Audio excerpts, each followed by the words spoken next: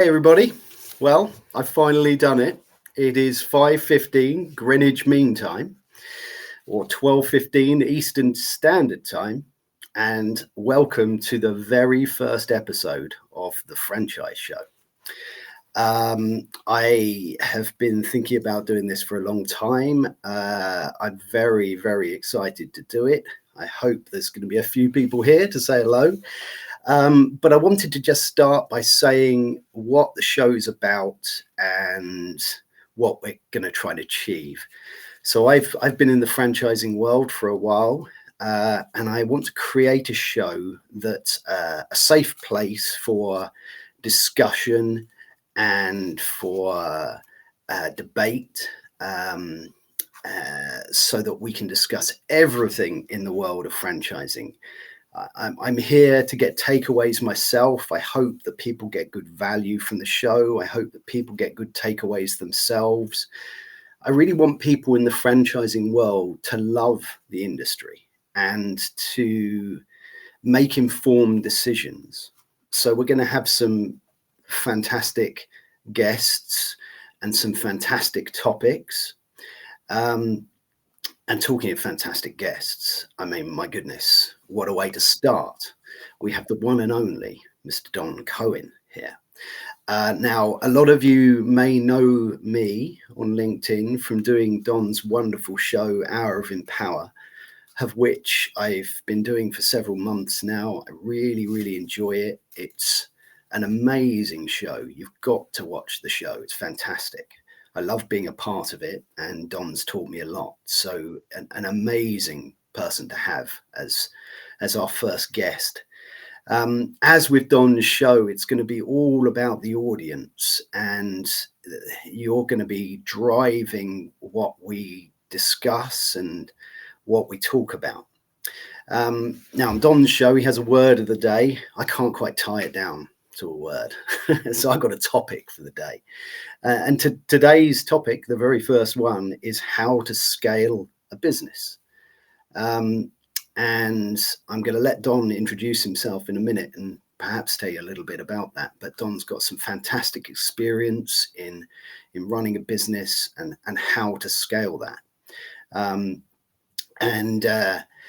Franchising is, of course, one way to do it, but there are lots of other ways to do it. And this is going to be a really open and hopefully interesting conversation about that. So with that said, I now pass you over to the wonderful Don Cohen.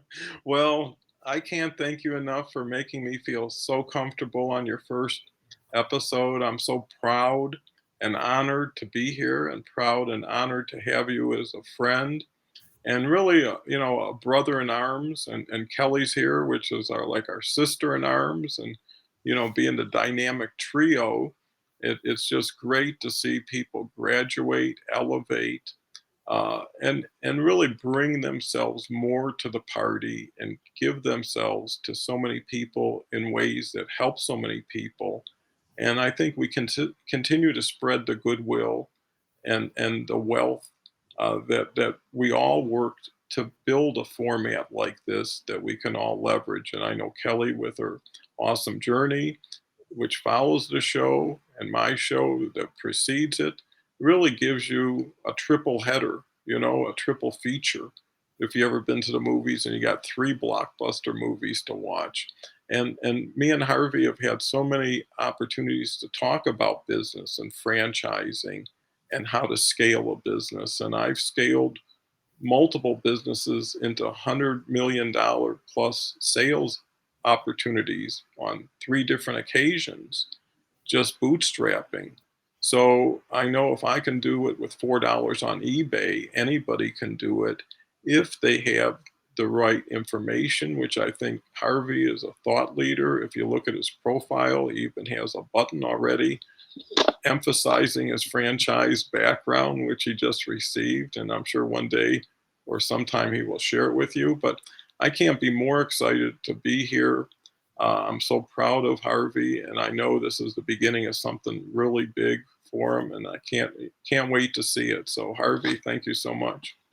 Thank you, Don. That's fantastic. And thank you again. And it's so exciting to see some people here. I must just go to the comments and say thank you to a few people, especially at the top here, Kelly, because I know she's got to go soon, or relatively soon, because she has her own show, and I want to plug that as well. It's The Awesome Journey.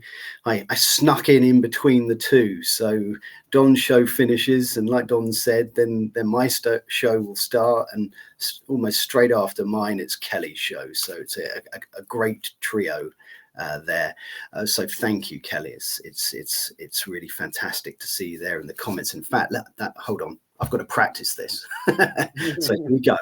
This is my first comment going up on the screen. And there it is. It's worked. And it's Kelly. So thank you very much, Kelly, for and I am in the house. That's exactly where I am. That's brilliant. And Matt's here as well. Matt is a great friend of mine. He lives here in the UK. He is in the same world as I am in. So we're both in the franchising world. So it's really, really exciting to have Matt join us. Thank you, Matt. Really, really appreciate you being here. And I can't wait to hear your insights on how you would scale and build a business.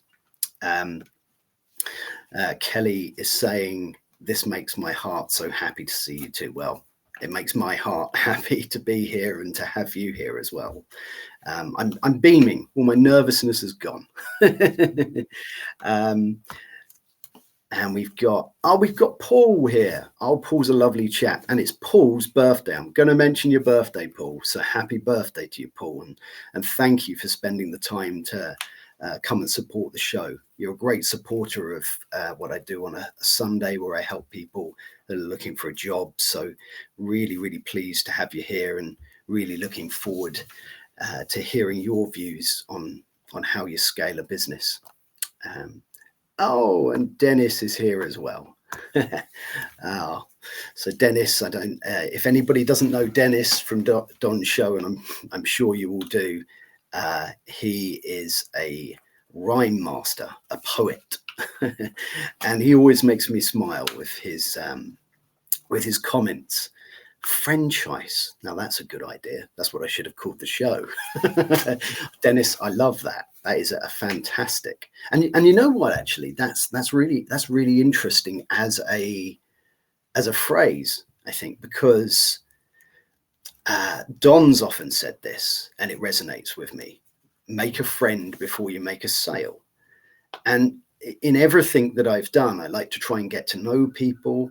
I like to try and help people. Even when I've been in the sales world, I've liked to try and help them do something, help them find a solution to their problem, get to know them well. And I think it's absolutely right to make a friend before you make a sale. And I really like the word franchise as well. So I might need to borrow that one, Dennis. We've got Alex here. Hi, Alex. Thank you so much for joining us. I really, really, really appreciate that. Really looking forward to hearing your thoughts and views on how to scale a business. In my past, I've run a few little businesses. When I was about 17 or 18 years old, I ran a little outside catering business. And I didn't know how to scale it, but it was good fun and a lot of learnings. So thank you so much for being here, and looking forward to your comments about how we scale a business. We got Simon here. Simon, thank you so much for joining us. It's fantastic to have you here. Great guy, Simon, and really appreciate you being here, and really looking forward to hearing your views on how to grow and scale a business.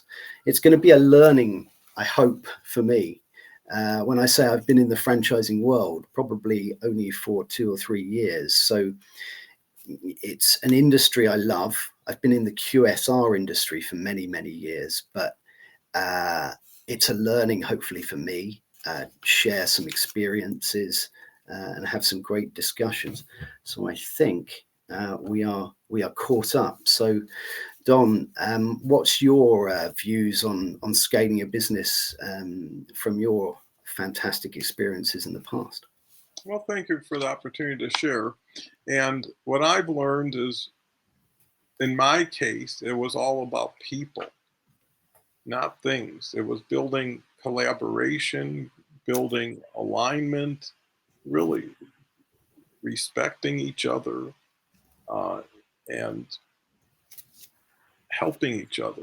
And then one person at a time creates an opportunity to bring another person in and another person. And eventually you build a team. And then you have a vision and you share the vision. And then people come out and they start executing on the vision. But there's a dream, a better place, a better situation ahead for people. And that's why they're willing to sacrifice or do things that aren't as comfortable as things they used to do, but pay a much better reward. And I think that's so important, is to have the foundation build on rock, build on people you can trust, people you can depend on. And that will then bring new people into that environment. So little things done right over time really get to compound. Just like if you put $1 in the bank every day, and eventually those dollars are going to add up and you're going to start getting dividends. So it's, a franchisee or a franchisor in essence is a risk taker, and you can't scale without risk because there won't be any reward. And sometimes it's not you who drives you, it's your situation that drives you to say, I'm going to put a few extra hours in because I know this is going to be a tougher month, or I'm going to think a little harder. But more importantly, scaling is depending on other people to do things better than you could do. And that allows you to do your core competency, which it keeps you in the game longer if you're enjoying it, learning about things you're passionate about. So I think it's a lot of those ingredients, but hard work is primary. Well, Yeah, absolutely. No, I mean, you've said some things that really resonate with me there. I think when you depend on others, and not just depending on others, but surrounding yourself with talented people and nurturing those talented people as well. I think people are the thing that helps drive a business and helps scale a business if you can do it right. And if you can support those people in the right way. I think you're also right that you've got to be a risk taker. I think whenever you scale a business, I've heard you, Don, say about, when you had your first store, it was about launching your second store where the challenge came in. And I think that's absolutely right. It's the second, it's the third, it's the fourth store, because suddenly the passion that you have as an entrepreneur has to be carried by somebody else. And that's anybody, any entrepreneur can take that step to make a business successful if they work hard enough and they're passionate enough about it. What's hard to do is to translate that into a model that's scalable. mm-hmm. And I think what people need to do is to make it about the business they've created rather than about the person. And that's really hard when you've put your heart and soul not to make it about Mm-hmm. the person. I think also another thing that resonated with me, what you said there, was do lots of little things right.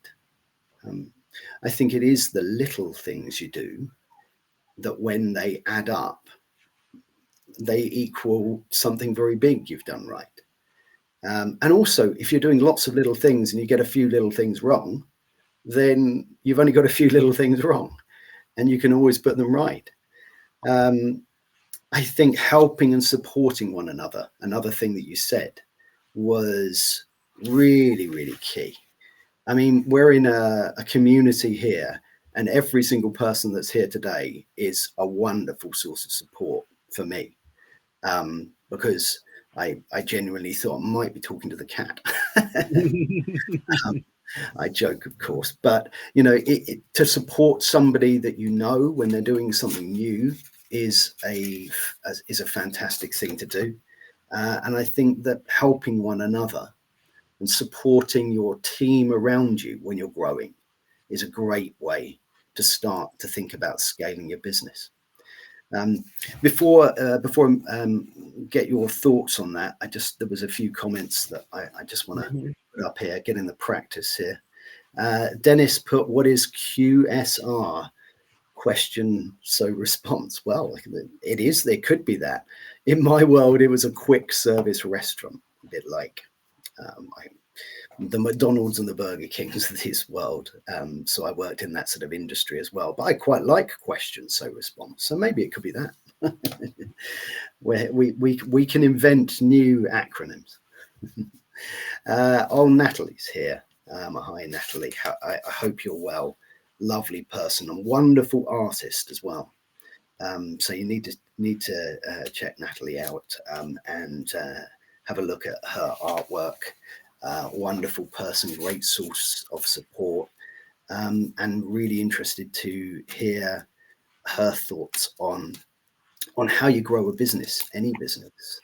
You know, I was a bit of a budding amateur artist, and I tell you what, that's absolutely a world where it's very hard to scale and grow a business, anything within the arts. So that's a really interesting topic as to how you go about scaling within that industry.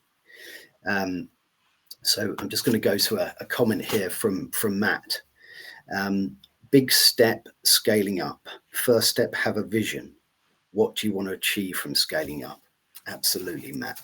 I think having your vision as that entrepreneur, having where you want to go in your head, that is absolutely key to scaling a business. Because if you can see the end product, then you know how to put some things in place that help support that. And all of those systems that allow you to get consistency. Because scaling a business is about keeping consistency, and you don't have to, if you've grown a business and what you've got there is 100% perfect, you don't need to achieve 100% perfect as you grow it. 80% would be good enough, because you're unlikely to be able to scale perfection. So you don't want to have perfection as your model. You want to have something as good and as close to it. And the people that use your service are going to be able to see something that is really good, even if in your view it's not perfection. And we've got a Sheaf here. Hi, Ashif. It's great to see you. Ashif is a great advocate and supporter of Don's show, a fantastic chap. Love to have a Zoom call with Ashif. And Ashif says, you can focus on things that are barriers, or you can focus on scaling the wall or redefining the problem. Tim Cook. That's a great expression there. Really, really good.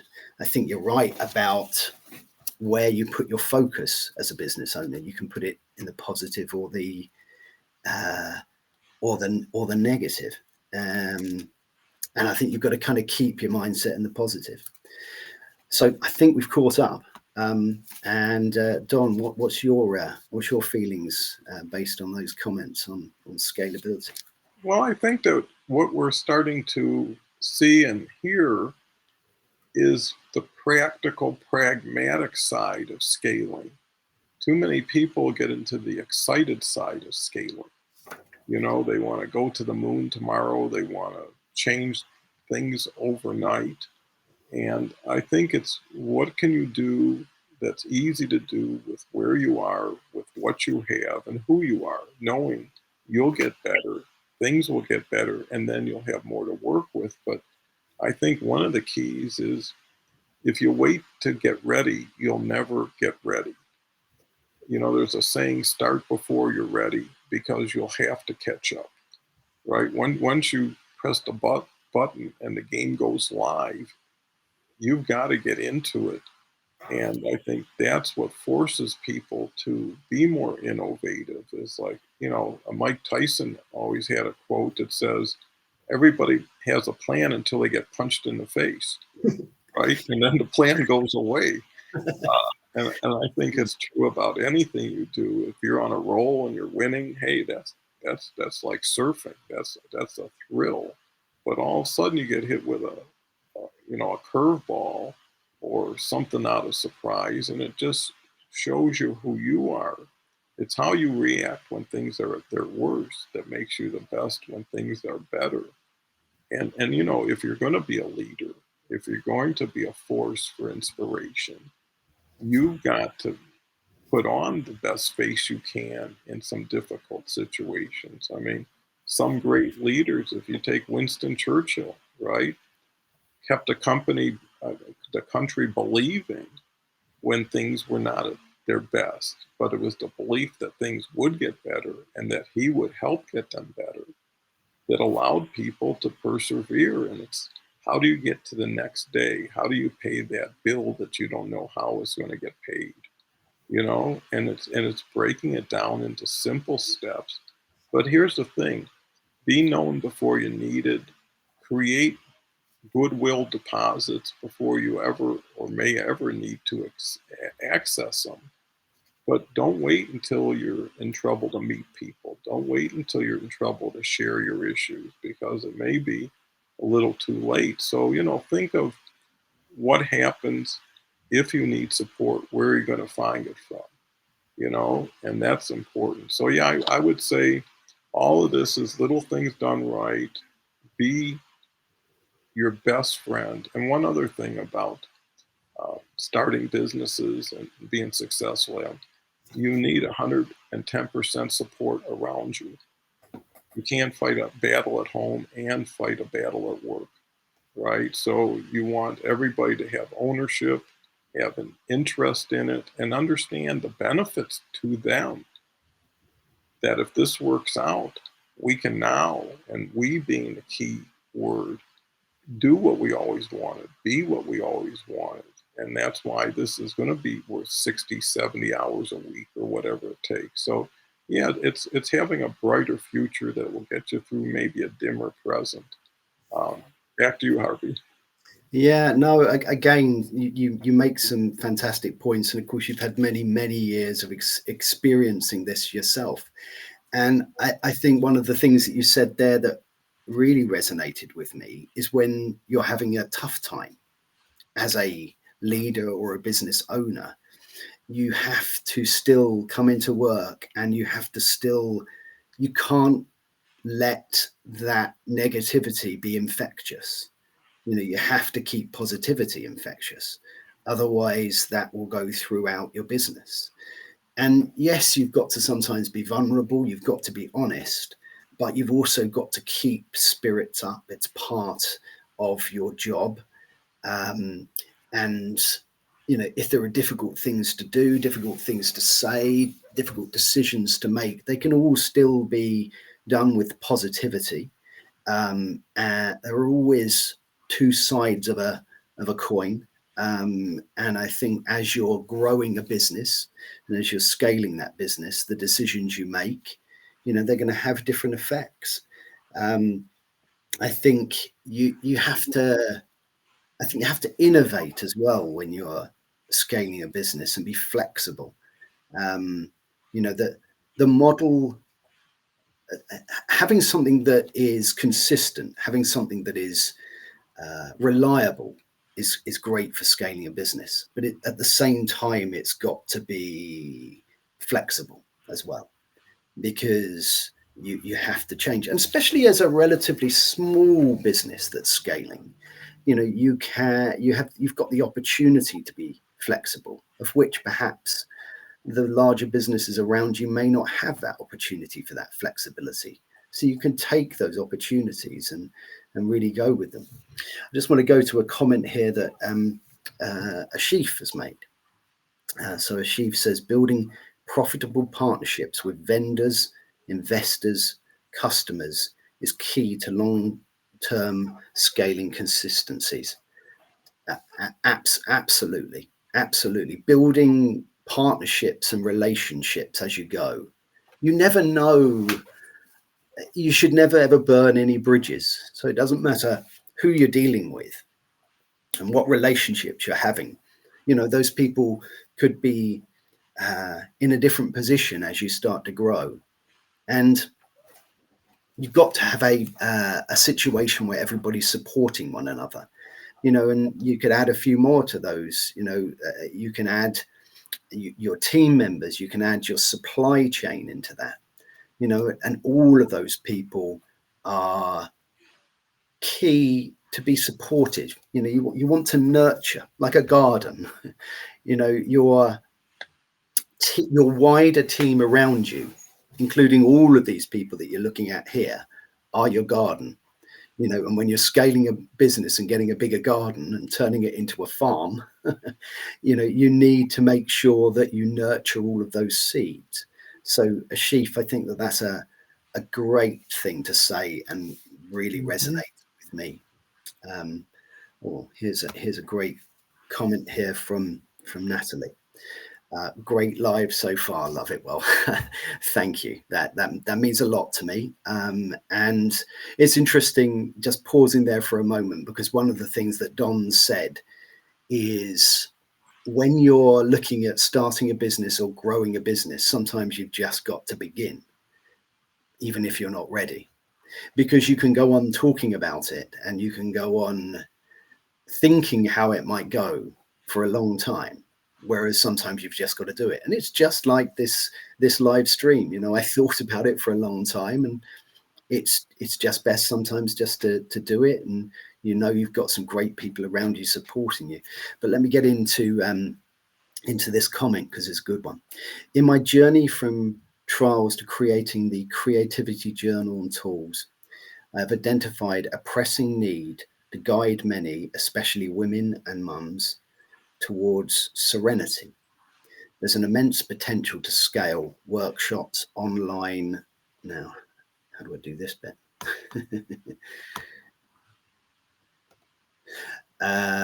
Just give me a sec. I just want to read the rest of it here. To scale workshops, online platforms, or fostering a supportive community. My aim: innovate, expand my tools, and connect with even more people, amplifying a positive impact. Well, that's fantastic. And I asked a question about trying to scale a business that is artistic and is in the world of art. Well, there's a blueprint for it right there.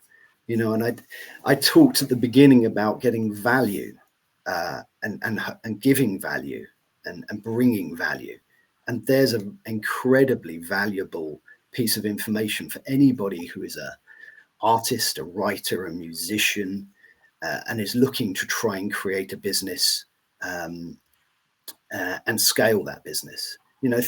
We've got a great platform here as well for scaling businesses. Scaling businesses with relatively little cost. If you, with workshops and events, with LinkedIn Lives, you can do all sorts of things to scale that business. So that's a great comment. Fantastic. Thank you very much for that, Natalie. What's your thoughts, Don?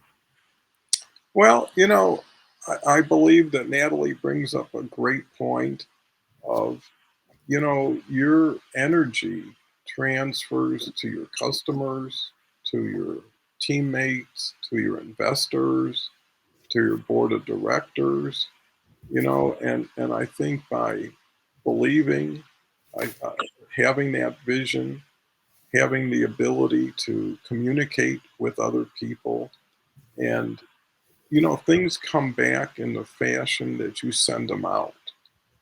And what I learned, especially about starting a new business and kind of bootstrapping, is you need to gather as much information from as many sources to give you balance. And what I used to do, my first and only customer, and then who was always the only person, my best customer was the person that was in front of me. A lot of times they weren't in a position to buy that day or couldn't. I spent so much time just learning where they used to buy their tools, why they came to the store, what attract, did they see a newspaper ad? Did they see my sign outside? What did they like about what they see now? right? Too many people, and that's where make a friend, make a sale came from, are interested in getting the money before getting to know the person, right? Because then you can qualify a person. You can say where you're from. Well, I'm just visiting my uncle, got nothing to do today, figure I'd pop in. Okay, now I know who you are and why you're here. I can satisfy that. Other people, well, if you don't have money, I'm talking to someone who does. And the other rule I had was that that's the only customer in the store and you're going to be there all day. Where's the rush in making them leave? Because when they're gone, you're by yourself, right? And at the end, I used to even take business cards and put my name on the back of them and say, hey, when you go back to the shop, pass these out. If anybody comes in, I'll give you $10 or whatever it is, help me get the word out if you like it, and that's how networking works, and that works so much better here, but in your own business, because you never know whose brother-in-law that is, who might own a big shop and say, hey, you took care of Steve really well. I know he wasn't going to be a customer of yours, but he sure is an advocate, right? So if you can't sell them on the product, you can sell them on the concept, you can sell them on you, and while you're out there and I'm in here, let's do something together, right? And now they have a mission and a purpose and maybe some reward. So you got to invest in people so they'll invest in you. And most people don't see it that way, Harvey. No, I think you're absolutely right. I think finding out about your customer is, or anybody, not necessarily your customer, your team, your suppliers, vendors, anybody within that chain, finding out about them is really valuable in terms of building that relationship with them. Um, our my CEO once told me to find out what somebody's favorite toy is and let them play, and I really loved that as an expression. I think it's a valuable expression because that's exactly it. When you're you're just trying to find out what somebody loves, what their dream is, you know. And all of this is valuable when you're trying to scale and build a business, because if you find out what your customer base's favorite toy is, and your business has that vision behind it, then you're just letting your customers play. And I think you should find out as much information as possible. I think that's a great point you made there. I'm just going to go to a couple of comments here. So Ashif has said, only those who will risk going too far can possibly find out how far one can go. T.S. Eliot. Yeah, I mean, that is a great quote. I think that's in reflection to us talking about just going for something. Mm-hmm. You could spend your whole life planning to do something and then that's it. It's done. But yes, I think you do. I think you have to make some mistakes as well. I think making mistakes is how we learn. So I don't think there's anybody who scales their business without making lots and lots of mistakes. But as they make those mistakes, they go, okay, well, look, let's find a different way of doing this. And as they find a different way of doing something, suddenly they're writing their ops systems, or they're creating something that is scalable because they're making mistakes. So making mistakes is key, I think, to the learning and to scaling a business. We've got some more comments here. Let me just have a look. Here's one from Matt. So Matt says, there'll be challenges and obstacles as you scale. Important to grasp these experiences, learn and take on board as feedback on your journey. Yeah, absolutely. There will be challenges. We've just been saying that there are going to be mistakes you'll make, challenges you face. And I think what's key about this comment here from Matt is about taking on the feedback as well. Because you're going to be we're all surrounded by amazing people. And if we stop to listen, Don, we've often spoken about asking the second question as well. Hmm. Expression that's always resonated with me. And we have two of these and one of these. And even though I'm using this quite a lot today, if you listen and really try and understand the feedback you're getting, you know, you're suddenly you're becoming more than just you doing something. And that's what you need to do when you scale. When you've got your first shop or when you've got your first business, it's just you. When you're growing it, it needs to become more than you. So you need to embrace and accept ideas from other people and, you know, accept that they're going to take responsibility for the vision you've got. And I think Matt said at the beginning about a vision. So, you know, you keep that vision clear. Values as well. You know, values are often something that's put on a marketing sheet, but, you know, values are really important. They should be lived top down in a business as it grows. You know, if you've got a value of having fun in your business, when you go into your store, your staff should look like they're having fun. Your customers should look like you're having fun. It should be, you know, fun in the office. And, you know, having fun is really, really relevant in a business as well, you know, because we've all got to work for a great deal of time in our lives. So it's got to be satisfying or rewarding or fun or enjoyable. It's got to be. So it's really, really important to listen to that feedback you're going to get. So great point there, Matt. Um, I'm gonna let you take one, Don, because I feel like I'm taking up all the time. So Ashif has just said a good comment here. Okay, well, feel good is the most you know, and you know, I was thinking, you know, time and money follows that. Is you want to get something to the point where you're proud to now share it and not take it out of the oven too soon. I think of this show and I think of when I opened my first business when I was 23, and I had never sold anything in my life. You know, I didn't know what sales were. And I still remember the first sale I ever made, and it was a $19 socket set. And it was a gentleman, I don't know what he looked like now or anything about him, but I remember the hardest part was asking, would you like to buy this? And what I found, if you don't ask for the sale, you can't expect someone else to offer to ask you if they can buy.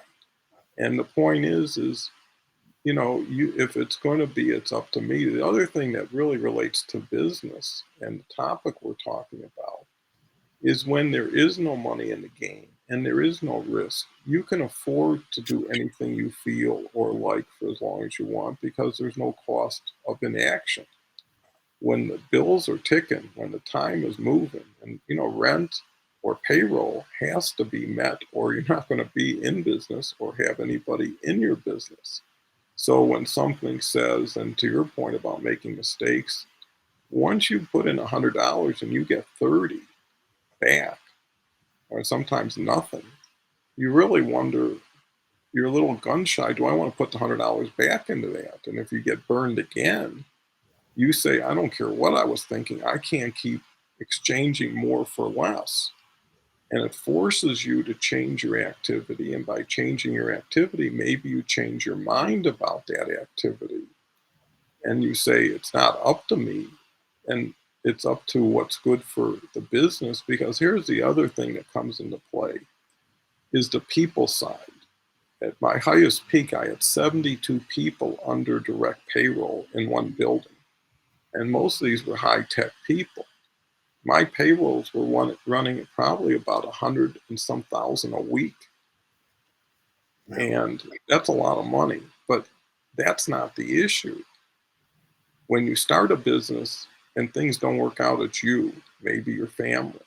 When you have 72 families, educations, house payments, car payments, and you make a mistake, Mm-hmm. can you afford to put all these people on the street? No, Mm-hmm. right? And I think that's what drives you, is you say, and that's what drives you to bigger successes.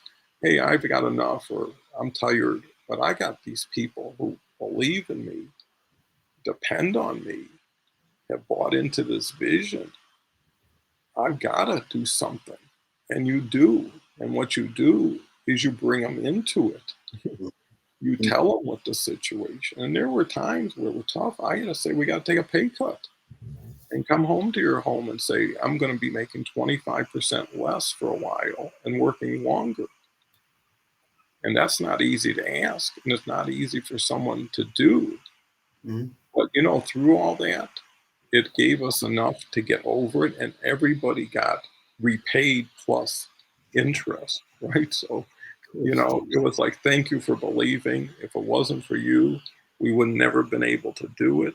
And you invested in us. We're returning your investment. And what that does, the next time, hopefully it never happens, but if it does, you can go back to the well and say, look at, we got so much out of that investment. And it just became practical. It's like, I'm out of work for a month. I'm going to lose that money anyways, and I won't have anything. Why not? And you see, it's sharing that. And some people are too proud. Some business owners put a bright face on an unhappy situation, and people are thinking we're doing great. And one day the door closed, and we never even knew what was going on. So I think it's your legacy, it's what you invest in other people, and then how you take care of them for taking care of you. Because part of it is, you can give somebody their money back, and that'll last a little bit.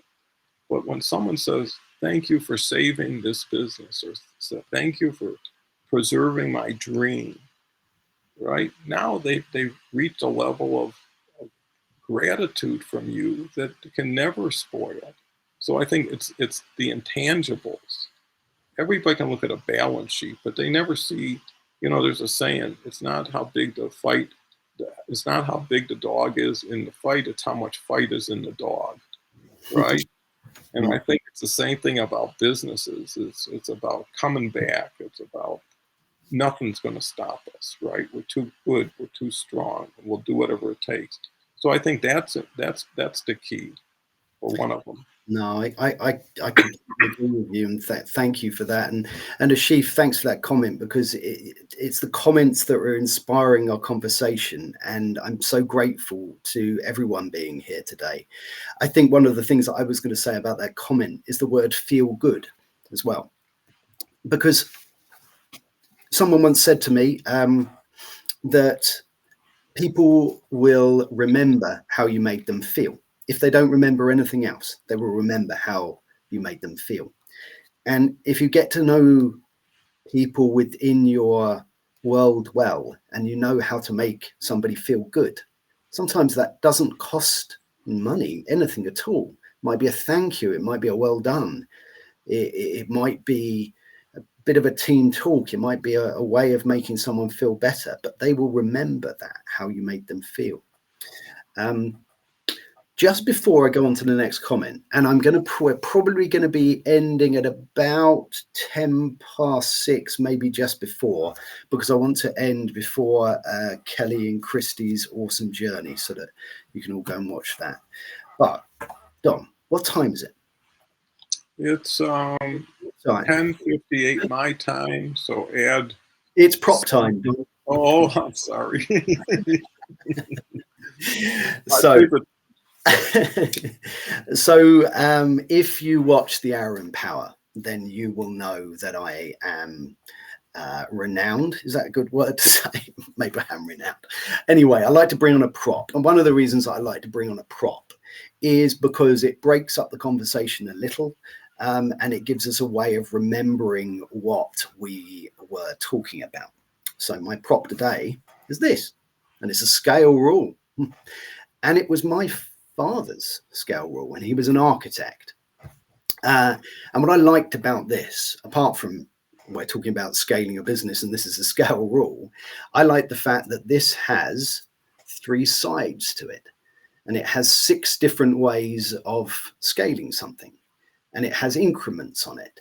And it reminds me that there are all sorts of different ways to scale a business, that you need to take them one step at a time.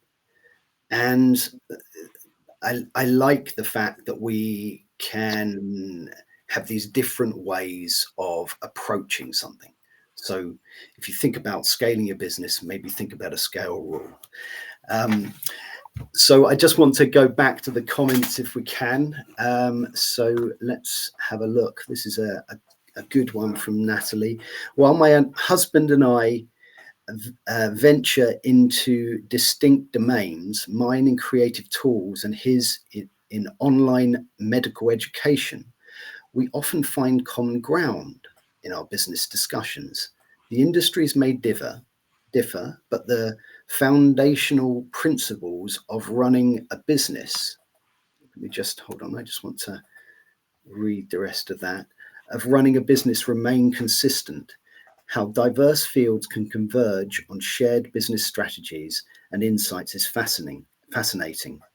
We often brainstorm on scaling ideas. Great. I mean, that's absolutely fantastic, Natalie, because I think that that's absolutely true. It doesn't matter what industry, what world you're in, there's some similarities in terms of scaling, and we've talked about lots of those similarities today. So I think that's brilliant. And, and what a great thing to do to discuss that together as well when you're looking at scaling things together. So Paul says, great show, fellas. I like the word fellas as well. Glad to be here. Well, I'm glad you're here, Paul. And as I say, I really appreciate you being here on your birthday. 2 birthday shouts out for you now. And I hope you have an amazing day. So Ashif is agreeing with Natalie there, saying, I call that bridging. Yeah, I mean, absolutely. You're bridging the gap between one idea and another, between one business and another. And I think when you're taking on board all of the ideas, as you're growing and scaling your business, you're going to get influences and ideas coming from all different directions. And they're going to be kind of hitting you from all different directions. And you've got to develop a technique of listening, of making the people that are suggesting these ideas feel valued, but at the same time realizing what your vision is and realizing how and if you can implement these things. And there's a real art to it. We were talking about art in business. Well, there's an absolute art to doing that and keeping those people happy. But not just keeping them happy, but you're going to get if you can nurture an environment where people are excited to offer an idea to you, then you'll get lots and lots of ideas.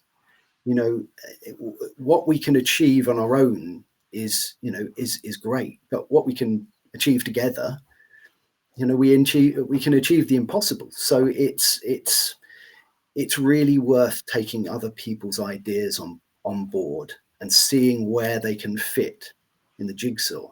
I think it is a bit like a jigsaw. Someone might give you a piece of the jigsaw and you might try and put it in and it might not fit, but it may well be it's just not quite the right time for that piece, and put it on the side and wait, and there'll be a time where it'll come together, and if you make sure that that person's valued with the piece that they've bought, then it'll fit together and form a fantastic picture in the end. What's Matt said here?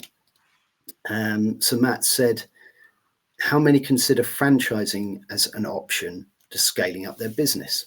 Well, it's a great question. And I think it's a question I hope to answer here over the coming weeks and months, because franchising is absolutely an option to scale your business. When you look at the different ways that you can scale a business, you can have organic growth. You get your first shop, your first factory, your first whatever it is, and you develop that. And then you move on and you get your second one when you've grown that business enough to support that second one. Or you get an investor, and then you can grow it that way. Or you can look at franchising, and it's a fantastic way to grow a business. And if it's done right, someone said to me the other day, and it was in terms of negotiating a deal, and they said that they want us both to win. And I like that, because I think that's exactly it. I think we need to, franchisees and franchisors need to both win. It needs to be harmony where both sets of people are achieving what it is that they want to achieve. And I think if it's done right, it absolutely can happen that way. We've got a sheaf. A sheaf says, a business has to be evolving. It has to be fun. It has to exercise your creative instincts. Richard Branson, yeah. I mean, when you look at these famous entrepreneurs, they have some great quotes because they've been there and they've done it. Don has been there and he's done it. He's had an incredibly successful business, which is why I value his opinion so much. But yes, it does have to evolve and it does have to be fun. I often talk about staff retention and support, and that's about creating a supportive atmosphere that's fun and that people are listened to, that they're heard, that they feel valued. Making people feel valued is key to scaling and growth. So I think we've caught up, and we're approaching what I think is going to be the end of what has been a very enjoyable show. So, Don, what are your final thoughts? Well, I just reflect on so much with our conversation because I reflect on where we pretty much started. And what's so fun and interesting is you came on my show as the first time you did a LinkedIn Live. As time went on, you became part of my show. And now I became the first person to come on your show. And what it does show is things come full circle, but not always in the time frame or the way you expect them. Right? Too many people plan the future instead of working on the present towards the future. And knowing what the possibilities are through collaboration that we've had over the last 4 or 5 months has made so many things more possible for me, for you, and everybody we've touched. And that's where the win-win-win comes in. There's enough abundance and value that there's enough for everybody without having someone worry about percentage or share. Plus, I think Ashif makes a great point. If you love what you do, you'll do it better. You'll do it longer. You'll do whatever it takes because that love is something that you don't want to leave. So yeah, I want to thank you, Harvey. I want to thank the wonderful audience that we had today. And I hope this is the beginning, I'm sure it is, of future wonderful shows. And it's really us knowing how we can help each other that allows us to help each other. So reach out after the show with any comments, thoughts, any constructive thoughts you might have for Harvey, the ways he can learn and grow from this experience. And that would be truly an opportunity to get into win-win-win. So thank you so much, Harvey. Great. Thank you, Don. My cat has decided to join us. He also wanted to be the first guest. There you go, Pebbles, you are. No, thank you so much. And thank you to everybody who has joined and supported us here today. You don't know how much it means to me and to you, Don, as well. And, you rightly said there about how things have developed and moved on. And, I'm so honored to have you as the first guest. So with that said, I'm going to be back, hopefully, next Tuesday with a mystery guest, which I will reveal beforehand. I really hope that you can all join me. I'll be revealing what the topic is at some point before then. But with that said, we'll see you in a week's time. And thank you so much again. Take care, everybody.